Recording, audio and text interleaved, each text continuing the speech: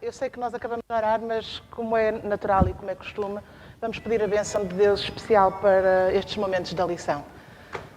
Pedi então que nos vossos lugares inclinassem apenas os vossos rostos. Bom Pai que estás nos céus, quero-te apenas pedir que venhas abençoar estes momentos que vamos agora passar no estudo da tua lição, que apenas possamos aprender e dar-te honras e glórias e que seja esse o único objetivo destes momentos que vamos passar aqui juntos. Que possam ser momentos de aprendizagem para todos, a que te peço e agradeço em nome de Jesus. Ora bem, como disse o Pedro muito bem, este trimestre estamos a falar sobre educação e esta lição vem na sequência da lição anterior. Eu gostava que só pusessem o PowerPoint, se faz favor. Continuo a falar, ok. Estou-me a dar instruções ali. Isto não está a funcionar. Está aqui. Okay. Assim? Ok, isto está a funcionar. Bom, como vocês sabem, este é um contexto normal para mim. O meu dia-a-dia é estar a falar para alunos, só que não estou habituada a fazer discursos nem cultos. Portanto, eu estou habituada a que haja também participação muita e muita colaboração e aprendizagem conjunta. Por isso, já digo que estou a contar com a participação de todos. Contrariamente ao que eu pensei, quando eu olhei para este manual da Escola Sabatina, a primeira vez sem o abrir, este manual não é apenas para professores de carreira, é para todos nós. E porquê que toda a gente precisa de ter um manual de estudo sobre educação? Era agora que vocês falavam. Todos precisamos de ser educados, sim. Todos somos discípulos de Jesus. E, para além disso, além de todos aprendermos e sermos discípulos de Jesus, qual é o nosso objetivo também? É ensinar, fazer discípulos, certo? E vamos ensinar os outros da maneira que nos dá na cabeça. Ou como nós achamos, ou como nós... Não. Vamos ensinar como Jesus ensinava. Se ele é o mestre, nós aprendemos dele e depois ensinamos da mesma forma. Ora, para isso temos de aprender, não é? Daí que seja muito importante esta lição, que vem em continuação da lição anterior. Como nós sabemos... Obrigada. Como nós sabemos, Jesus é o mestre por excelência e sabemos que a educação cristã, como dizem Ellen White em Patriarcas e Profetas, página 439, a educação cristã visa restaurar a imagem de Deus na alma. Ora, quem melhor para fazer isso do que o próprio Jesus, pois o verdadeiro caráter de Deus brilha através dos seus ensinos e da sua vida. Como seres humanos, nós sabemos que aprendemos em todas as situações, aprendemos constantemente. Até com a vida. Muitas vezes dizemos, eu só tenho a 4ª classe, eu não sei nada. Não, todos nós temos uma vida inteira de aprendizagem e o facto de termos cursos ou não termos, ou termos mais instrução escolar ou menos, não quer dizer que saibamos mais ou menos. Sabemos que muitos só fizeram a 4ª classe ou só fizeram isto ou aquilo porque não tiveram a oportunidade de estudar mais na escola oficial. No entanto, temos a grata alegria de saber que a verdadeira escola e a mais importante, que é a escola de Cristo, está aberta a todos. Temos igualdade de oportunidades. Todos nós temos a mesma oportunidade de aprender tudo quanto quisermos. Muito ou pouco, a nossa vida toda, tudo quanto quisermos. Está ao alcance de todos. E se é verdade que uma educação na escola é muito importante para termos a nossa realização profissional, para termos bons empregos, esta educação aqui é ainda muito mais importante, porque envolve toda a nossa vida aqui e toda a nossa vida eterna, não é? Portanto, é muito mais importante. Como eu disse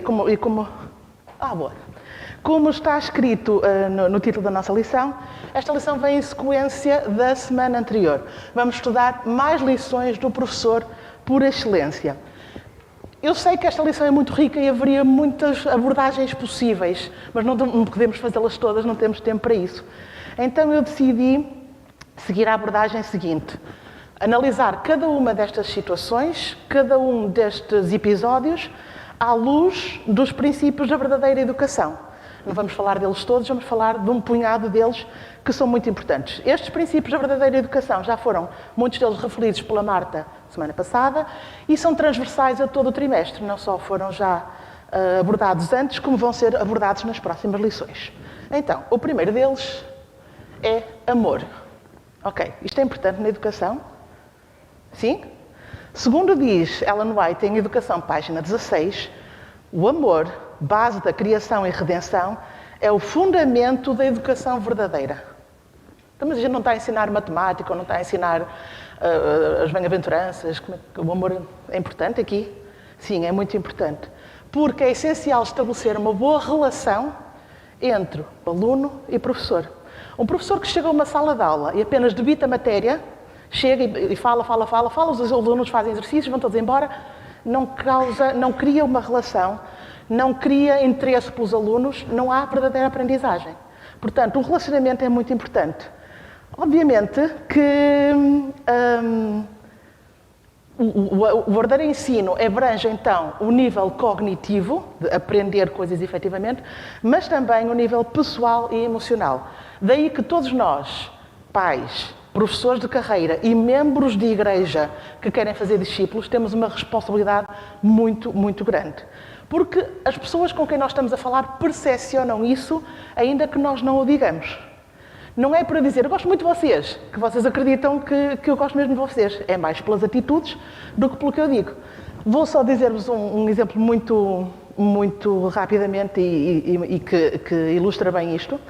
Vocês conhecem um certo violinista que nós temos aqui, que andava na minha escola. Então, além disso, eu sou monitora dele nos adolescentes, e havia certas alturas que nós tínhamos horário em comum e eu trazia de boleia para casa. Tivemos várias conversas no carro, muito interessantes, enriquecedoras para os dois.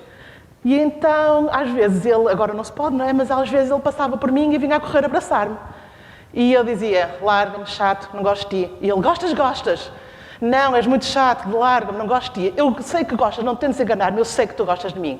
Porque, apesar de eu estar a dizer palavras erradas, ele sabia que aquilo eram só palavras ditas da boca para fora, que não era verdade. E os alunos sentem isso, e as pessoas com quem nós sentem isso. Depois, a comunicação. Bem, ensinar é comunicar a todos os níveis, não é? Nós podemos saber muito de uma coisa, mas não saber ensiná-la. Um bom músico, um excelente performer, não é necessariamente um excelente professor de música. Um bom jogador de futebol não é necessariamente um bom treinador de futebol. Uma pessoa que sabe muito de uma coisa não é necessariamente um bom professor dessa matéria. Portanto, eu vou dar também outro exemplo muito pequeno, porque isto requer aprendizagem e treino. Por isso é que nós andamos na universidade a aprender a ensinar os outros, não só... Há muita gente, eu sou de inglês, como sabem, e há muita gente que fala muito bem inglês, mas eu digo, explica-me isto. Eu sei fazer, mas explicar não sei. Pois, por isso é que eu andei a aprender, não é? Isso é muito importante. Por exemplo, já tive quem me pedisse ajuda para a filha, não é? Que precisava de ajuda para inglês. E a mãe que tinha feito toda a sua escolaridade na África do Sul, que falava inglês com a sua família, dizia, eu sei as coisas, só não sei explicar-lhe. Pois, exatamente isso. O que é que isso tem a ver com a nossa vida aqui na igreja? É que se nós queremos ensinar os outros, temos de treinar e aprender como isso se faz. Não podemos simplesmente chegar ao pé de uma pessoa e debitar as doutrinas da igreja, certo? Depois, também, exemplo. O nosso exemplo é uma excelente maneira de ensinar. Excelente ou não, depende do caso, não é? Nós ensinamos também pelo exemplo e, se calhar, acima de tudo, ensinamos pelo exemplo. Um professor que sabe muita coisa, mas depois o seu exemplo contraria tudo aquilo que ele disse, vai arruinar completamente e descredibilizar as suas palavras e dessa forma os alunos não aprendem. Como sabemos, e nós víamos isso por Jesus, os discípulos seguem o mestre, os discípulos imitam o mestre. Se o mestre é correto, se o mestre é honesto, os discípulos também vão ser. Se não é, vão levá-los por esse caminho também. Portanto, o exemplo é muito importante. Nós vamos ver isso tudo nas histórias que estamos a estudar. Estamos só a elencar alguns dos princípios da educação. Depois, paixão. O bom professor é apaixonado por aquilo que ensina, ok? Às vezes é incompreensível para nós, eu digo à minha colega de Fisicoquímica, eu não sei como é que alguém consegue gostar de Fisicoquímica, mas ela adora Fisicoquímica e é apaixonada por Fisicoquímica e aquelas coisas todas dos íons e dos neutrões, aquilo tudo muito interessante para ela, e ela é realmente apaixonada por aquilo, eu não consigo entender. Por outro lado, quem me conhece minimamente sabe que eu sou um bocadinho muito apaixonada pela cultura britânica. E isso acaba por sair naturalmente. Eu gosto muito de ensinar tudo.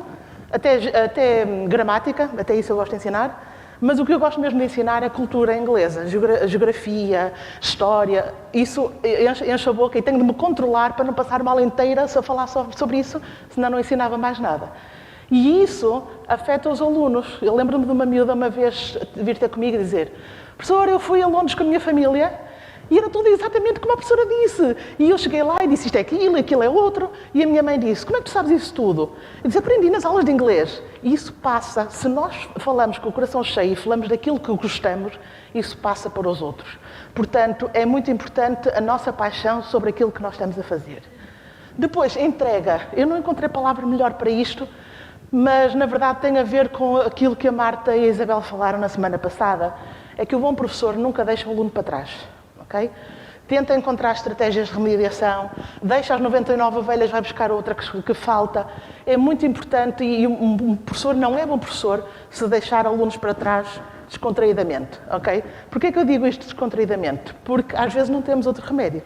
Às vezes o aluno não quer vir, o aluno não quer aprender. E com as devidas distâncias, isto também aconteceu com Jesus.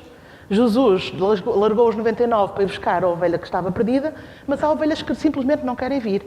E isso é muito difícil para um professor aceitar e viver com isso, mas às vezes temos de aceitar, não por nossa vontade, mas porque os alunos têm a liberdade de não querer.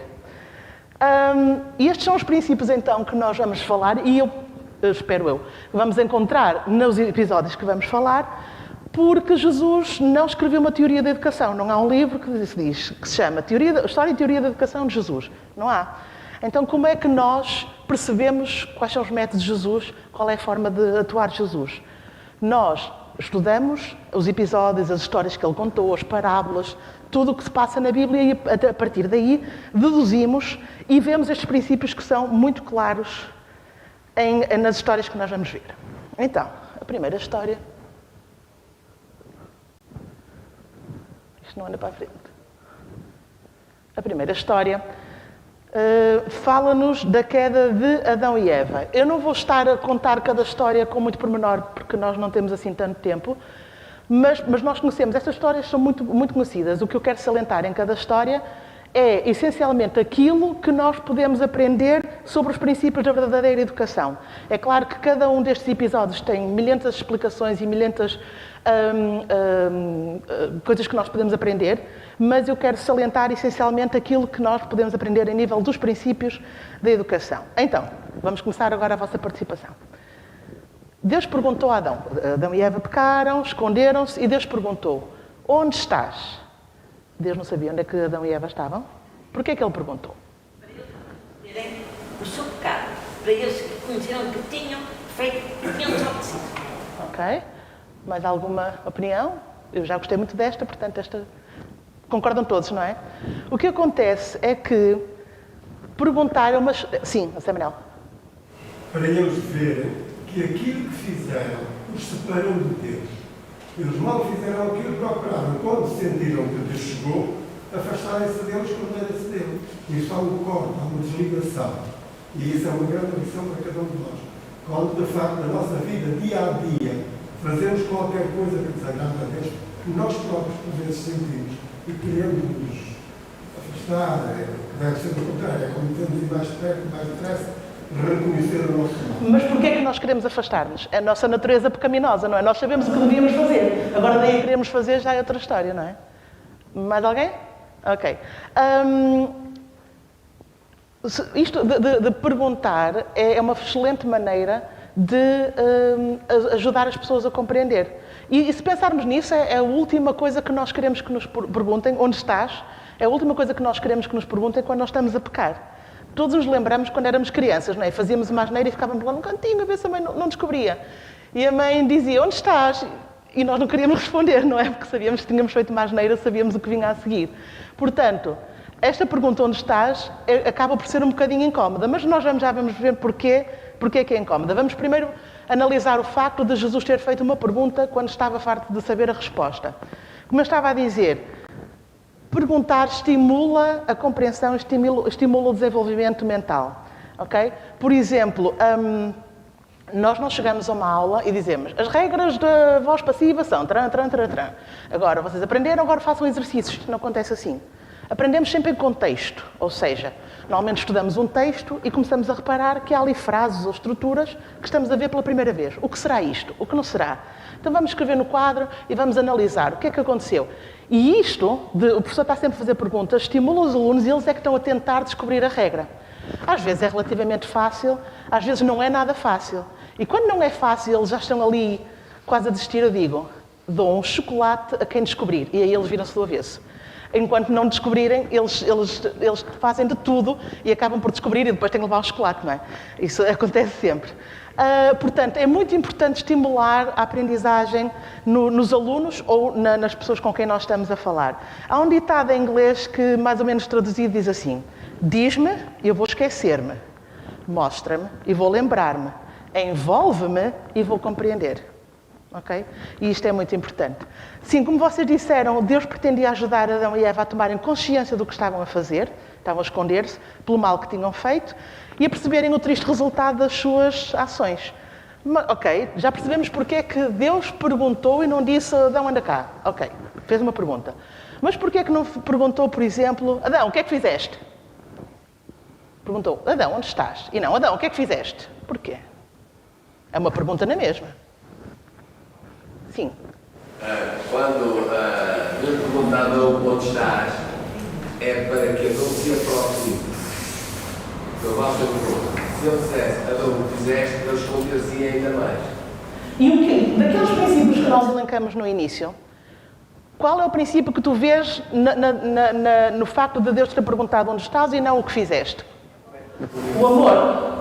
Não é? Deus pergunta, Deus repreende, mas sempre com amor. Sim, termina, desculpa. E a comunicação também. E a comunicação também, exatamente. A agressividade nunca resultou na comunicação. Zé Manel, penso. A pergunta que tu fizeste, o que é que fizeste, é sempre uma pergunta acusatória. Enquanto a outra desvia um pouco e faz reconhecer a outra cheia escondido e utilizá-la. Dá espaço suficiente para a pessoa reconhecer por si própria e não ser-lhe imposto, exatamente. Sabem que, por muito incrível que possa parecer à primeira vista, admoestar os alunos ou chamar-lhes a atenção é uma forma de mostrar interesse por eles. Ok? E eu costumo dizer aos meus alunos, no dia em que eu deixar de perguntar como é que, se vocês estão a trabalhar, deixar de me chatear com vocês se vocês se portarem mal, nesse dia ponho as mãos à cabeça, quer dizer que eu não me interesso por vocês e desisti de vocês. Se eu vos dou na cabeça é porque quero o melhor para vocês e quero que vocês evoluam. E portanto, eles compreendem isto, nem que seja inconscientemente. E eles desejam isto, porque muitas vezes eles não têm uma estrutura sólida em casa e procuram esses modelos nos professores. Eles, ainda que à partida pareça que não querem um professor que seja reto e justo e firme. Eles querem. O professor, desculpem a expressão, porreiraço, que é o professor amigalhaço, é só porreiro nos primeiros tempos, depois perde o interesse. Okay? E quando o professor é reto e justo, eles reconhecem quando têm um problema é com esse professor que vão falar e quando precisam de ajuda é com esse professor que vão falar. Okay? É muito importante que eles percebam isto e é muito importante que as pessoas vejam em nós também esse caráter de Deus e que nós imitemos isso em Deus. E foi também por isso que Deus falou com Adão desta forma, que o repreendeu porque o amava. Porque era a coisa mais fácil para Deus destruir aquele mundo e fazer outro e começava tudo novo e pronto, já não há problema nenhum, não é? O que é que Deus também faz? Faz connosco. Porquê? Porque nós também pecamos e Deus continua a perguntar-nos, a nós hoje ainda, e usar a mesma técnica, onde estás? Onde estás na tua relação com Deus? Onde estás no teu pecado? E continua a dar-nos esta abertura para nós respondermos e voltarmos para Ele.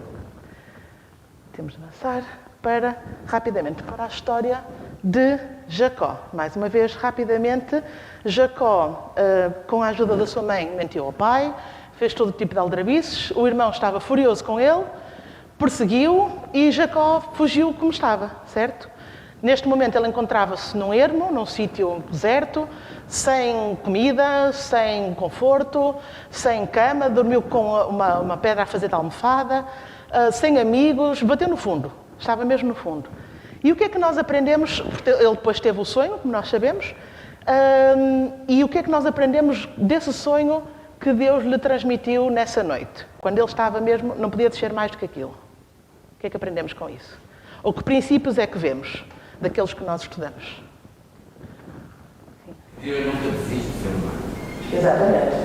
E ele estava no pior do que podia alcançar e Deus não desistiu dele. O bom professor nunca deixa um aluno para trás. Ele exatamente foi atrás dele. E deu-lhe conforto, deu-lhe esperança, deu-lhe segurança que ele não tinha nada nesse momento. Basicamente, as promessas de Jesus significavam: estou contigo, guardar-te-ei e não te deixarei. Portanto, isso também mostra que outro princípio? O amor. Há uma porta aberta no céu e há uma ligação entre Deus e os homens nesse sentido. Exatamente. E a ligação professor-aluno, não é? Não há distância, não está o mestre. Aliás, isto para mim é muito estranho estar a falar aqui, porque eu estou sempre a falar de frente e ao mesmo nível dos meus alunos. Porque eu lembro-me no início da minha carreira, ainda dei aulas em escolas antigas que tinham um palco para o professor, e o professor estava ali em cima, o mestre estava lá em cima e os alunos estavam todos em baixo. E era muito esquisito. E eu ensino quase em cima dos alunos. Agora com o Covid não é? As distâncias todas de segurança, mas nós estamos no mesmo nível dos alunos.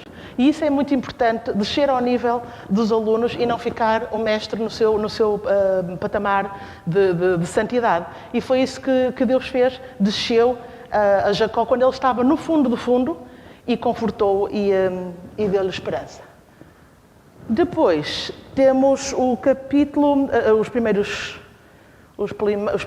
versículos do capítulo 1 de São João, que são, corrija-me se eu estiver enganada, possivelmente dos versículos mais ricos de toda a Bíblia, não é? Dava para fazer cultos inteiros só com estes versículos. Não é nosso objetivo neste momento. Neste momento, pretendemos apenas perceber o que é que podemos aprender com estes versículos sobre Jesus como professor.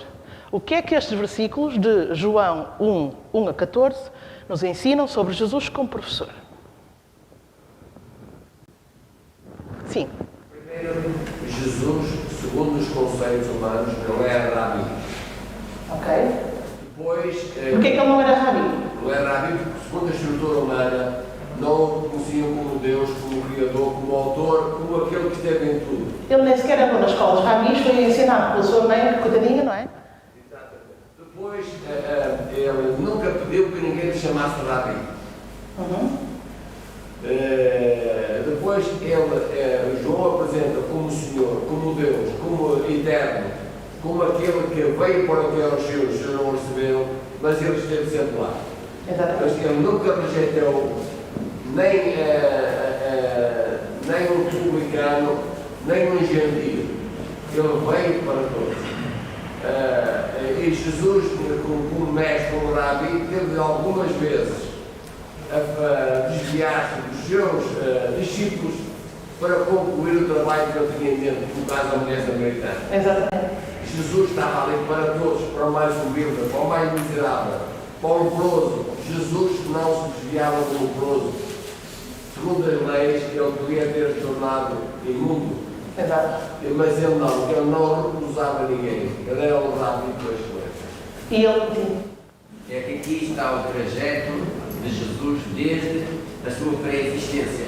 Todos estes patamares que ele teve que sofrer, que ele teve que descer, foi exatamente por causa de Adão ter pecado. Portanto, tudo isto está a mostrar-nos que, afinal, aquilo que nós muitas vezes temos dificuldades em entender, que dizemos, bom, Jesus era Deus, e confusão, e Jesus já existia, e depois Jesus veio a esta terra, e Jesus, como dizem alguns, é um profeta, não é? Foi alguém que apareceu e vai desaparecer. Não, é sempre a mesma pessoa, e é uma confusão. é imutável, exatamente, é complicado para nós. Mas, basicamente, sim, Zé Manel, desculpa. Tamir, me deixa de fazer aqui uma ligação, que tu há bocado avançaste da primeira, da lição comigo, da outra, e eu por acaso estava à espera que Ainda tenho o meu relógio à minha frente. Não me prenda. três sondagens. Hoje em dia, numa altura em que nós vemos e vimos grandes homens, biólogos, ou seja, mais ligados a outras igrejas, a anular o livro de Gênesis, a dizer que isto não tem valor, que é uma alegoria, que isto está fora de contexto. Quer em Romanos 5, que nos fala de Jesus vir pagar, ou seja, Adão e Eva pecou e por eles entrou o pecado no mundo todo. Ou seja, uma alegoria, então não há pecado, não há queda, não há tudo isso. O Gênesis está arrumado, não existe. Se não há também não Deus que podia criar e salvar a humanidade. Enquanto em Romanos 5, Paulo afirma que sim, que Jesus veio nesta terra, morreu na cruz e é por ele que nos dá a vida eterna. Então está a contradizer os homens que negam a existência do Gênesis. E aqui, como José estava a dizer muito bem, torna a reforçar. Porque Deus estava no princípio a criar todas as coisas, porque é o Gênesis. A Bíblia encaixa toda, não se contradiz nunca. Como há inteligentes. Homens que viveram com milhares de anos de diferença. Infelizmente, não sei das partes da Bíblia, quando a Bíblia toda no futuro, e aquilo que eles acreditam que é o Novo Testamento, diz que é tal qual como está no Gênesis. Exatamente.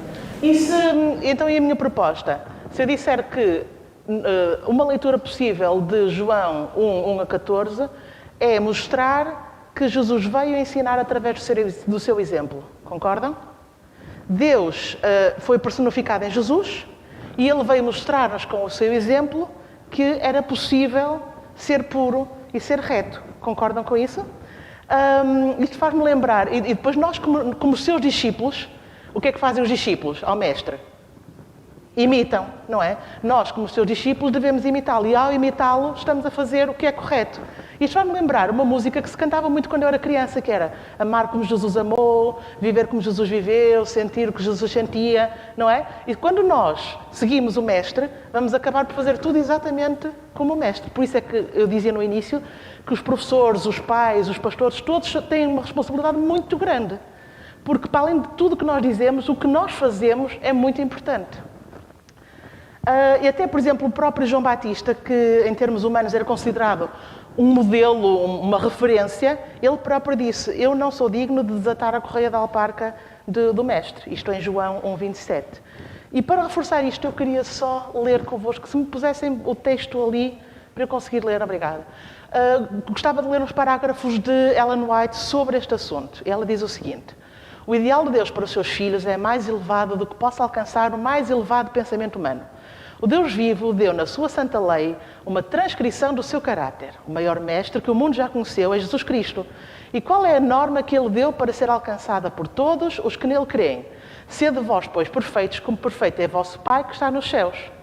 Como Deus é perfeito na sua alta esfera de ação, assim pode o homem sê-lo na sua esfera humana. O ideal do caráter cristão é semelhança com Cristo. À nossa frente abre-se um caminho de progresso constante. Temos um objetivo a alcançar, uma norma a satisfazer, que inclui tudo o que é bom, puro e nobre e elevado. Deve haver contínuo esforço e constante progresso para a frente e para cima, rumo à perfeição de caráter. Não vamos dizer, mas eu sou humano e os humanos caíram e não há como ser perfeito. E Jesus veio prová-lo. E isto também é uma das leituras que podemos fazer a partir deste texto de João. Passamos então para a próxima história. Uma mulher que responde com ousadia, mulher cananeia. Conhecemos todos a história, sabemos porque é que ela foi tão ousada, sabendo que havia tantos conflitos étnicos e que para já bastava o facto da senhora ser mulher, já era zero. O facto de ser cananeia era menos 50 mil, que era muito abaixo de zero. E quem era ela para dirigir-se a um mestre, não é? Quem era ela para enfrentar os fariseus, para até chegar a Jesus? Mas ela tinha uma motivação muito importante, e isso eu não sou mãe, mas eu sei que os pais são todos iguais nesse aspecto. O que era? A filha. E ela ia mover o mundo, se fosse possível, ou se fosse preciso, para resolver o problema da filha e para ajudar a filha. Portanto, mesmo contra todos os efeitos, mesmo quando para todos os efeitos Jesus não queria ser encontrado, porque naquela altura Herodes tinha mandado matar João Batista e as coisas estavam complicadas para Jesus, estavam a apertar, o círculo estava a apertar.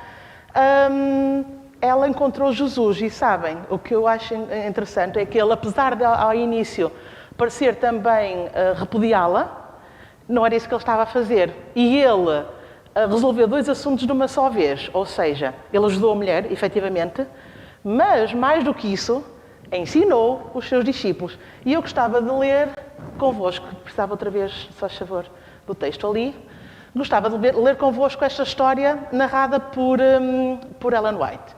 Cristo conhecia a situação desta mulher, sabia que o anelava a ver e colocara-se-lhe no caminho. Jesus pôs-se no caminho, pôs-se lá a jeito porque ele sabia que ela ia lá aparecer. E isso era de propósito. Mitigando-lhe a dor, poderia dar viva representação do que pretendia ensinar. Para esse fim, levar os discípulos àquele lugar. Ele levou os discípulos lá para lhes dar uma lição. Desejava que vissem a ignorância existente em aldeias e cidades vizinhas da terra de Israel. Cristo não atendeu imediatamente à súplica da mulher. Recebeu essa representante de uma raça desprezada, como teriam feito os próprios judeus. Assim procedendo, era seu intuito impressionar os discípulos quanto à maneira fria e insensível com que os judeus tratariam um caso assim, ilustrando com o acolhimento dispensado à mulher e quanto ao modo compassivo porque desejava que tratassem com essas aflições, segundo o exemplificou na ação que posteriormente lhe deu ao pedido. Disse Jesus: eu não fui enviado senão às ovelhas perdidas de Israel. Eu estou a condensar a história, ok? Se bem que essa resposta parecesse em harmonia com o preconceito dos judeus, era uma tácita reprovação aos discípulos, o que vieram a compreender posteriormente, como que a lembrar-lhes o que lhes dissera muitas vezes, que viera ao mundo para salvar a todos quando o aceitassem. Este ato abriu o espírito dos discípulos mais amplamente para o labor que se achava diante deles, entre os gentios. Então, Jesus não só ajudou aquela mulher, como ensinou, foi um momento de aprendizagem para os discípulos. E mais uma vez, todas estas histórias são muito ricas, mas é isso que nós queremos salientar. É como Jesus ensinava, para que nós possamos também aprender e ensinar. Finalmente, eu estou-me a portar bem, Pedro. Finalmente, chegamos à última história. Não percebo este título. Um estudante que percebe, estamos a falar de um cego, Bartimeu. Ele andava na escola, não estou a perceber. Um estudante que percebe, o cego, Bartimeu. Não entendo este título, alguém me explica. Ele andava na escola? Porquê que o cego Bartimeu, segundo a nossa lição, a história, portanto, o título deste dia é um estudante que percebe? Com o mestre, ele de facto percebeu a lição que ele quis ensinar. Nós conhecemos aquele ditado português que é mais cego aquele que não quer ver, não é? Oficialmente, e para todos os efeitos, o único cego era aquele senhor, certo? Mas, na verdade, no meio de toda aquela gente, quem era o único que via mesmo? Quem era o único que tinha percebido mesmo que Jesus era o Messias? Era só ele. Os outros ainda não tinham percebido, andavam há tanto tempo com Jesus e estavam tão cegos. E Jesus queria chamar a atenção dos discípulos para além do óbvio e do tangível. Queria que eles percebessem para lá do que estava à frente deles. E este homem, que coitadinho era cego e era um desgraçado naquela altura, percebeu que Jesus era o Mestre e seguiu. E percebeu que ele era o Messias. E mais uma vez, o cego Bartimeu chega a Jesus e Jesus diz: que queres que te faça? Eu imagino a cara dos discípulos. Tipo, mestre, tu fazes milagres, és o mestre, fazes milagres. O homem é cego, estás à espera de quê? Não percebes o que é que ele quer? E porquê é que Jesus, mais uma vez, faz uma pergunta? Pode ser um de cada vez, faz favor. Já falamos sobre isto é revisão da matéria dada, não venham com essa história. Para dar uma lição aos discípulos e para fazer a pessoa ter consciência do que é que precisa. Exatamente. Ele queria que, ao verbalizar a sua necessidade, o cego confirmasse que tinha efetivamente fé nele para ser curado. E também ensinar, obviamente, os discípulos. Este cego faz lembrar aqueles alunos que compreendem efetivamente a matéria. E os discípulos são aqueles que decoram e não percebem nada. Que eles chegam ao teste e despejam tudo que decoraram e não acertam na resposta porque não estão, perguntam-lhes alhos, eles estão a responder bugalhos, não é? Este cego percebeu efetivamente e faz um contraste muito grande com os discípulos e por isso também é que Jesus deu aso a esta situação e Jesus envolvia sempre os seus discípulos nestas situações para que eles entendessem e abrissem os olhos e aprendessem. E nós, o que é que fazemos com o conhecimento que nos é dado? Eu gostava agora de ler convosco Hebreus 5, 12 a 14. Que diz, Hebreus 5, 12 a 14. A minha já estava aberta, portanto é truque, eu já despachei mais depressa que vocês, espera um bocadinho. Então, diz o seguinte: porque, devendo já ser mestres, pelo tempo, ainda necessitais de que se vos torne a ensinar quais sejam os primeiros rudimentos das palavras de Deus, e vos haveis feito tais que necessitais de leite e não de sólido alimento, ou mantimento. Porque qualquer que ainda se alimenta de leite não está experimentado na palavra da justiça porque é menino, mas o mantimento sólido é para os perfeitos, os quais, em razão do hábito, têm os sentidos exercitados para discernir tanto o bem como o mal. O que é que isto tem a ver connosco?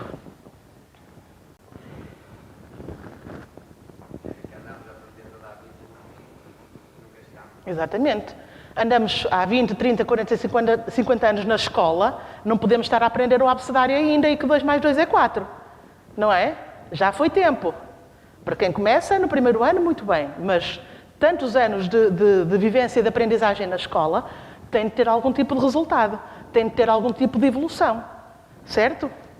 E eu gostava de ler mais, porque não quero que sejam palavras minhas, isto é uma responsabilidade muito grande, quero que sejam palavras de Ellen White que respondam a esta pergunta.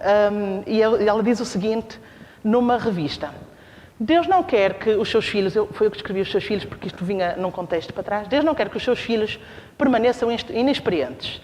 Necessita na sua obra de tudo quanto possam obter aqui, no sentido da cultura mental e da clareza de discernimento. Ele quer que alcancem justamente o mais alto lance da escada, penetrando então no reino de Deus. O Senhor quer que compreendam a posição que ocupam como filhos e filhas do Altíssimo, filhos do Celeste Rei. Nós somos príncipes e princesas, somos filhos do Celeste Rei. Não vamos contentar-nos com mediocridade. Não é para isso que nós estamos aqui. Deus, o que fez pelas personagens que nós estudamos, faz hoje também por nós. E Ele quer que tenhamos consciência de quem somos e para onde vamos. Como é que nós ensinamos a Bíblia aos outros? Tanto aos membros da nossa família, por exemplo, às crianças, ou às pessoas interessadas em aprender o amor de Deus? De que forma é que a maneira como ensinamos os outros pode fazer a diferença na sua vida? E na nossa? Não é? A aplicação, e vou só ler um bocadinho que escrevi aqui, porque acho que condensei bem as palavras, não quis pôr num PowerPoint, porque não são palavras de Ellen White, mas resumi aqui nas minhas notas aquilo que eu gostava de vos passar neste momento. A aplicação pessoal dos conhecimentos bíblicos é a forma de verdadeiramente compreender e permitir que o poder de Deus transforme a nossa vida. Ao ensinarmos, também aprendermos. Também aprendemos com os outros. Eu aprendo todos os dias. Nem que tenha miúdos pequenos, aprendo todos os dias. E de certeza que todos aprendem também. Quanto mais não seja, porque temos de nos preparar bem. Nós também aprendemos muito, porque quando vamos ensinar, temos de nos preparar bem. E mal vai quando um professor tem de ensinar 10 e só estudou 10. O professor que vai ensinar 10 sabe 100, pelo menos. Okay? Isto faz-me lembrar uma história, não sei que conto muitas histórias, e tinha muitas mais, eu cortei muitas.